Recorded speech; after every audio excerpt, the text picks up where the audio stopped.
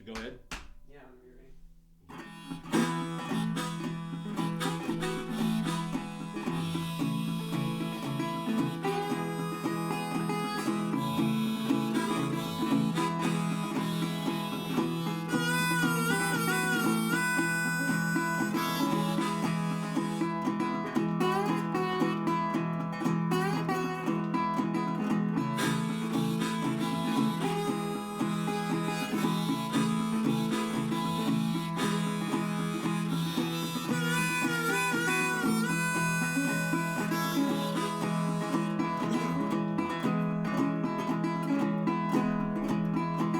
CC Rider, see what you have done, man. CC Rider, see what you have done. CC Rider, see what you have done, yeah. You done made me love you now, your man is come. Hi, I'm Matt Yetter, and I'm a blues artist from Minneapolis, Minnesota, and I guess I play kind of old-time music. CC Rider may not be back at all.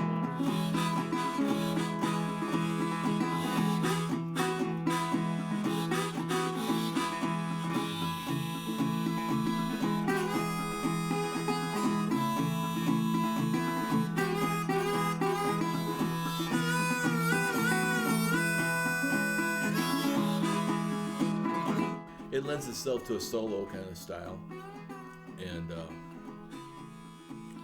kind of a one man kind of, often a one man or two man kind of performance kind of thing, and where you try to deliver a good performance that way instead of with a full band or ensemble. They call it the country blues not because of its association with country music, but more because that was a rural country in a rural areas. People played that kind of music because they didn't have any fancy record players and fancy musical instruments. So they started out as a rural country blues, and then it kind of like the common man's kind of music, and a lot of different songs and different ideas kind of spread, and people kind of express those similar ideas in different ways, kind of like La Bamba is a Mexican wedding song that's been rewritten for like 150 years or probably more, and some of those rural country blues songs were like that.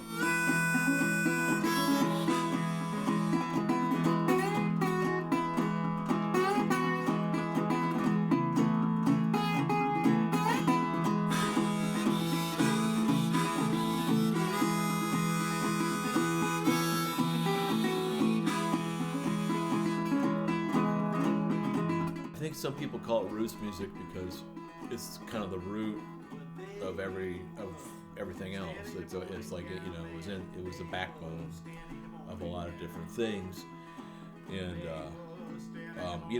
back in that time, back in the 20s and 30s, they only we didn't have all these categories for music. There was ragtime, and there was jazz was coming out, and blues was coming out, and there was classical. People didn't think about category of music, so much as we do now. So I guess it's important because the blues is became a foundation for bluegrass, country, jazz, of course the blues, Chicago blues and stuff like that, which really started in the 40s and got going, and so it was really a foundation for all these things that really got going. Later on in the 50s, especially the 50s and 60s. I found that I had a major connection to it, too, and a major connection to its creative element, which is to, take these ideas from a long time ago and use your own self-expression with it, express yourself with this idea. And then I found that I was very, very much attached to that whole creative process, as well as the creative process of doing things with the harmonica and the slide guitar in a solo kind of style. So that was kind of an unexpected surprise, and the singing too. So.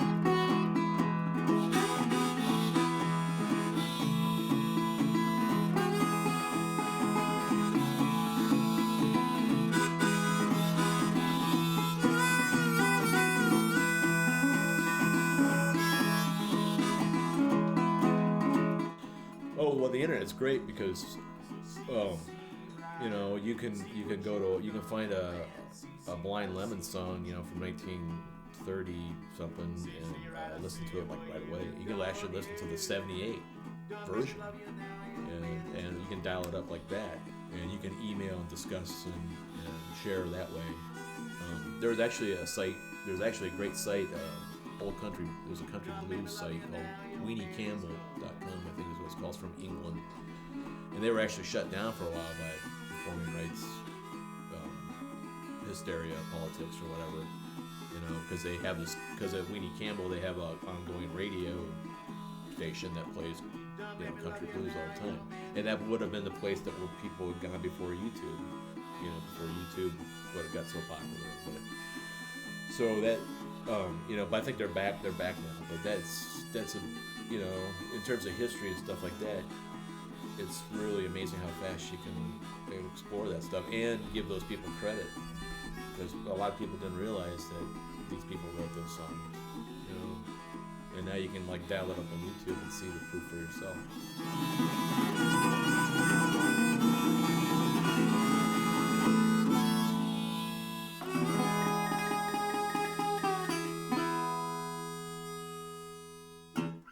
Well, the internet works both ways. I mean, you put yourself out there, and the people that like you are able to enjoy your, but you also, the people who don't like you or want to find something wrong with you are gonna come after you too. So it's it's cuts both ways. So, but yeah, it's mainly a hindrance if you want to put out a CD and you want to do a Blind Lemon song or some Reverend Gary Davis song or something like that, and you gotta worry about copyright infringement that way.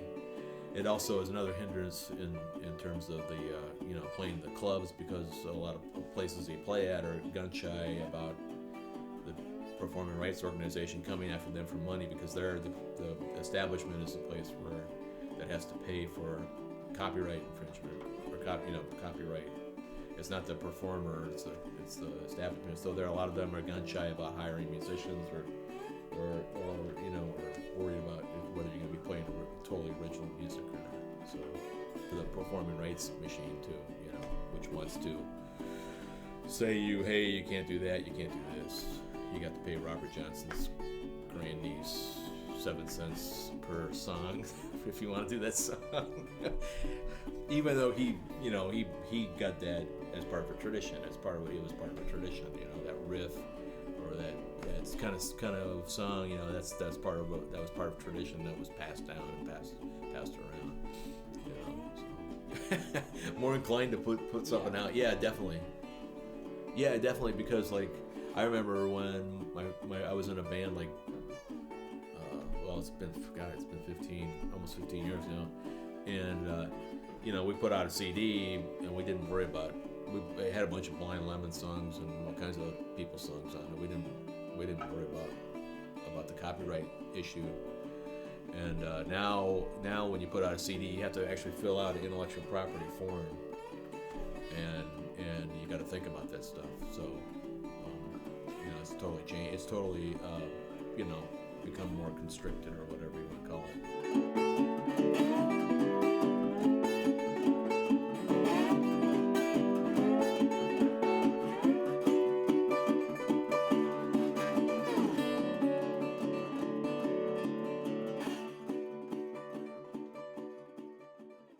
I think the positive there definitely outweighs any negative. I mean, because in terms of sharing the jazz and blues roots, I said blast. Anyway, the jazz and blues roots, it's I think it's definitely a positive. Yeah, and it's just whether you have time to check it out. Give me one more kiss, pretty mama. One more before I go. Yeah, I gotta leave this town. I won't get back no more. Goodbye.